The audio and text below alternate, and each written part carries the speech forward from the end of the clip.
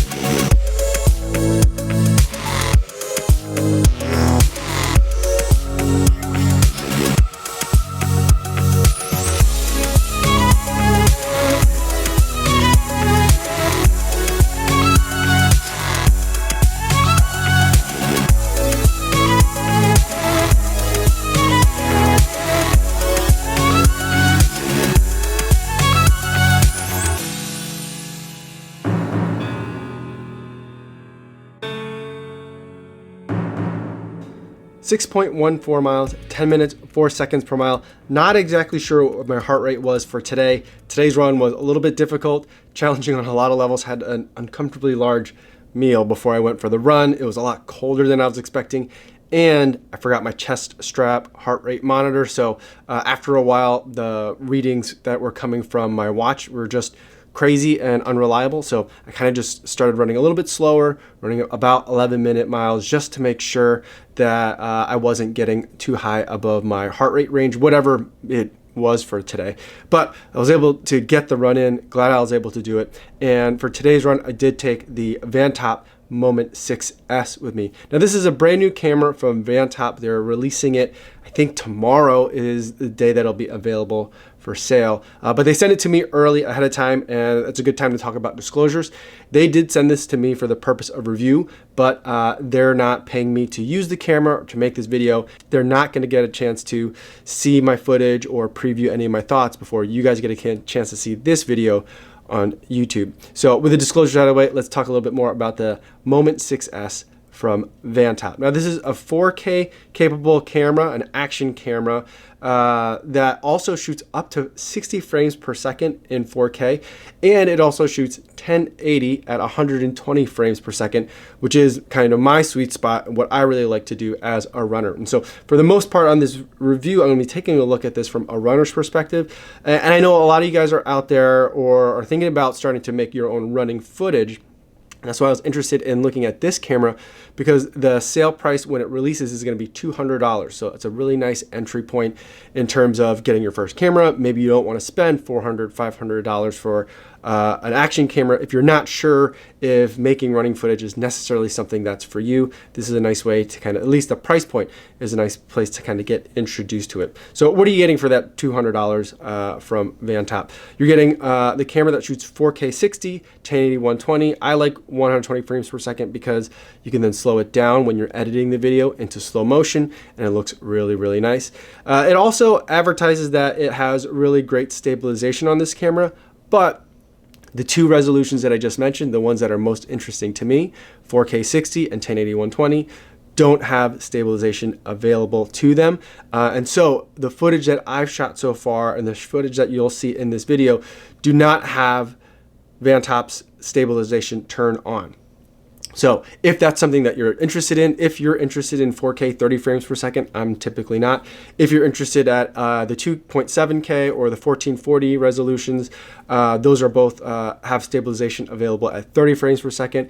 Or if you want 1080 footage at 60 frames per second stabilized, let me know in the comments. If there's enough of you guys that are interested in that, I'll make another video about its stabilization.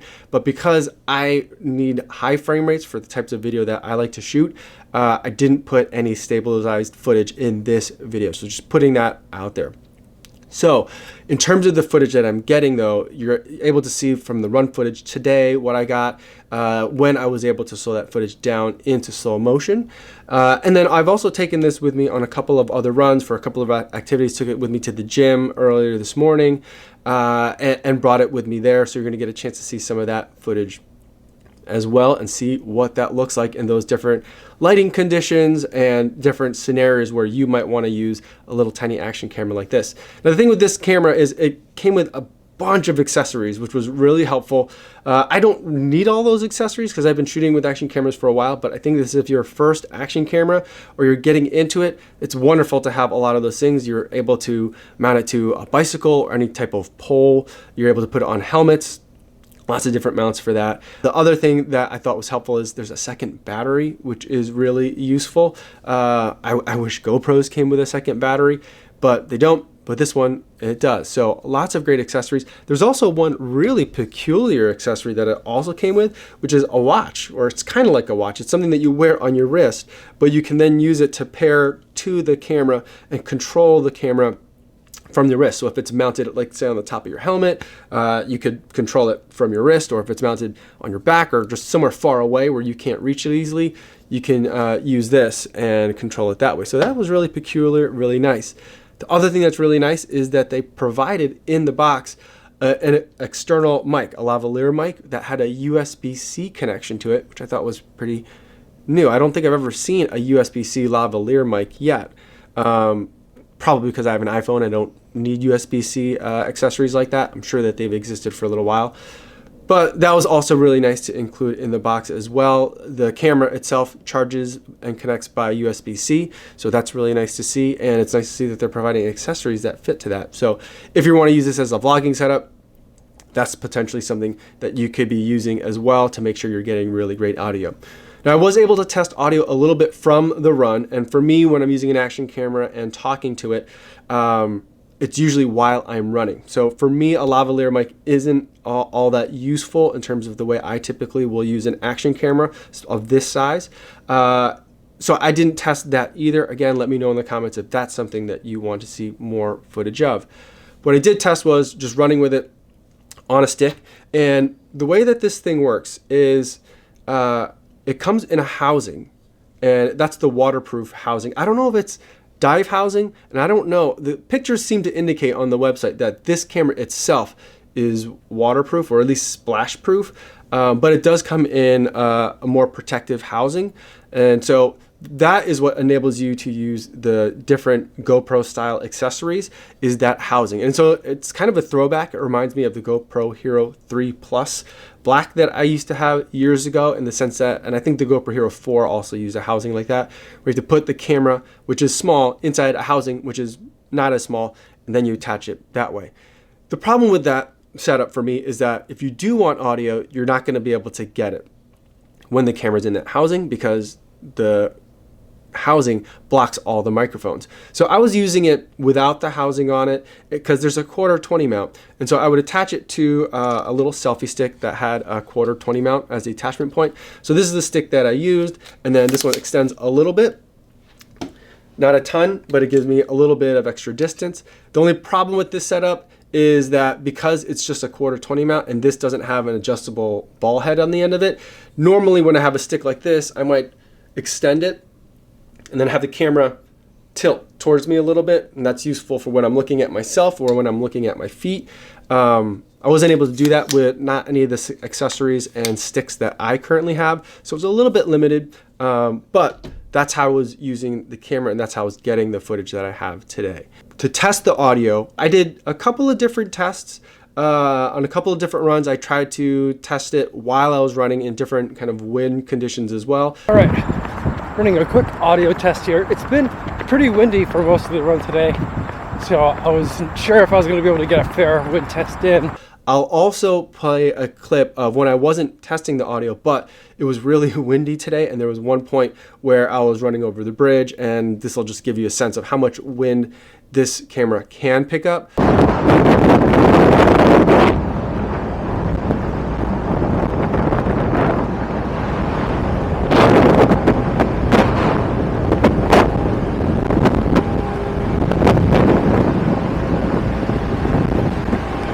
But in a situation where I was running and the wind was relatively still, I do feel like the audio was pretty good. The only problem that I had with it, further audio testing, is that it hasn't been terribly cold, but cold enough where the temperatures can affect battery life. And so the different times where I've been wanting to, once I've got the run taken care of, then I want to do some audio testing. For whatever reason, I ended up saving that towards the end of my run on the 2 main runs that I took this on, yesterday and Sunday's run. And by the time I tried to do the audio testing portion, the battery was not dead. Dead's not the right word.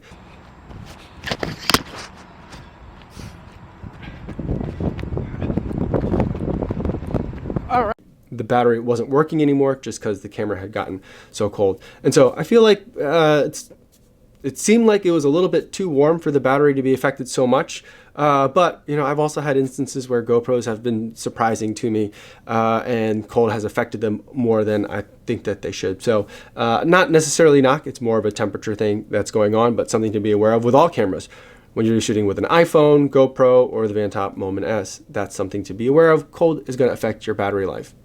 Now, the other thing that's really nice about this camera is that there's 2 screens, but that's like a good news, bad news situation. The good news is the screen in the back, super bright. It's giant. It's like an edge-to-edge screen. It just takes up so much of the back there.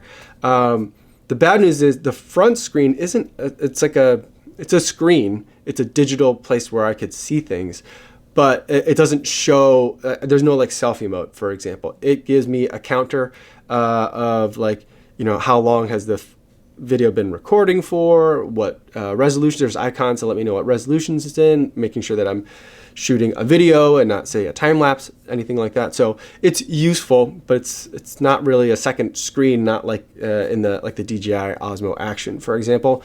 The big screen is on the back. The front screen shows you you know, kind of other digital information, but it's not really like a viewable, I mean, it's a viewable screen, but you guys know what I mean. So I was a little bit disappointed in that because I was looking forward to having that kind of selfie camera view, especially for when I am running and talking to the camera. So in terms of looking at the overall footage though, the frame rates that I was shooting at weren't stabilized. I don't think they look terrible though. I don't think they look bad. The image quality I do think is there. I think it's a really great image quality that you're getting. The one thing that I don't like about it is that it's very fisheye. You can zoom and there's buttons on the back or touch buttons that are on the back that can make you adjust kind of like how much you're kind of cropping in on the sensor. But that's a digital zoom, so that's, you know, somewhat helpful, somewhat isn't helpful. And the other thing is there aren't like presets. Like in the GoPro, there's like linear, wide, medium, narrow. There weren't presets like that. So if you did want to shoot a little bit more cropped in or a little bit less fisheye on this camera and you want to do that over multiple shots, there's no way to make sure that you're like cropping in the same amount and you have to reset that shot every time. Now that it's winter and I have gloves when I'm running, that makes that really hard to the extent that I wouldn't even really try it. But those limitations aside, I do think the image quality is pretty good.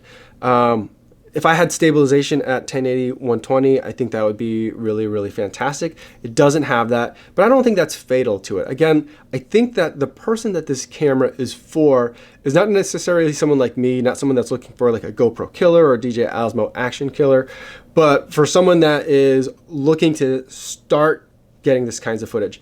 The footage, the action camera that I started out with was a GoPro Hero 3 Plus Black. Remember all those names that GoPro used to have?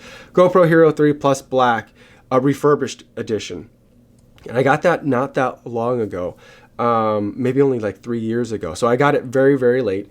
And that was a really great way for me to kind of dip my toes into this and see if I really like it. It was also at a time where most phones didn't have high frame rate shooting available to them. Now that's an option. So that's, I think, another way that people can kind of get into this kind of stuff without having to make a huge investment.